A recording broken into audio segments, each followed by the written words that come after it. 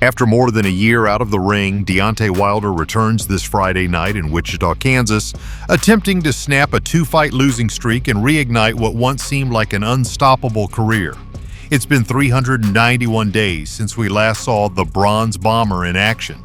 And now at 39, he's clinging to one of boxing's most enduring cliches. Punching power is the last thing to go. There was a time when Wilder's right hand struck fear into the entire heavyweight division. From 2008 to 2019, he racked up 42 wins, 41 of them by knockout. Only Bermane Stiverne and Tyson Fury ever took him the distance. But in the 2020s, that narrative has unraveled. Wilder has now lost 4 of his last 5 bouts. His only win in that stretch was a quick knockout of Robert Helenius.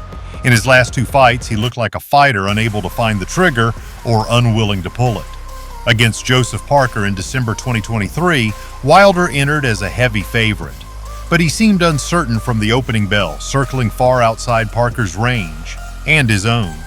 He barely threw punches, flinched at every feint, and relied on distance as his only defensive tool. Parker, confident and composed, controlled the center of the ring and exposed Wilder's lack of head movement and timing. Despite flashes of speed and power, Wilder never imposed himself. His jab had little purpose and he didn't adjust.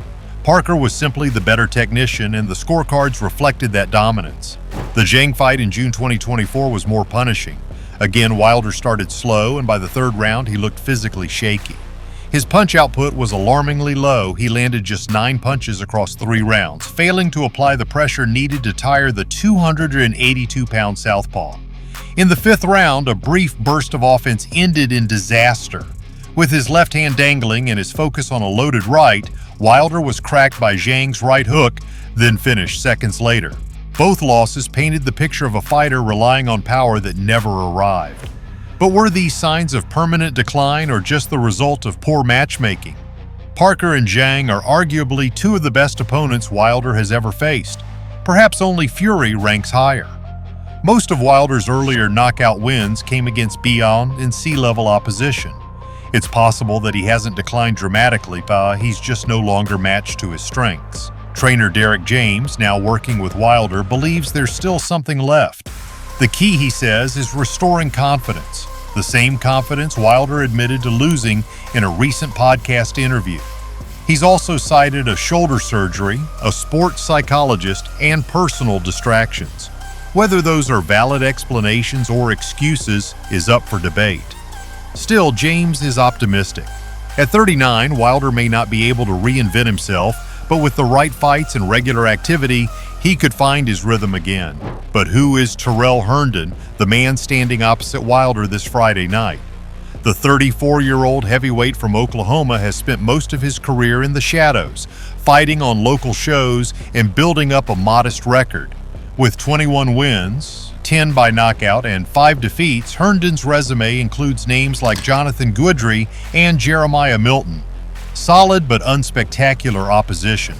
He's never faced anyone of Wilder's caliber, and this matchup is widely seen as a tune-up. Still, there's one note of intrigue. Herndon has never been stopped. That makes him, at the very least, a useful measuring stick. If Wilder wants to prove his power hasn't abandoned him, this is the moment. There's still fan interest. The buzz for a potential fight against Anthony Joshua, though diminished, remains.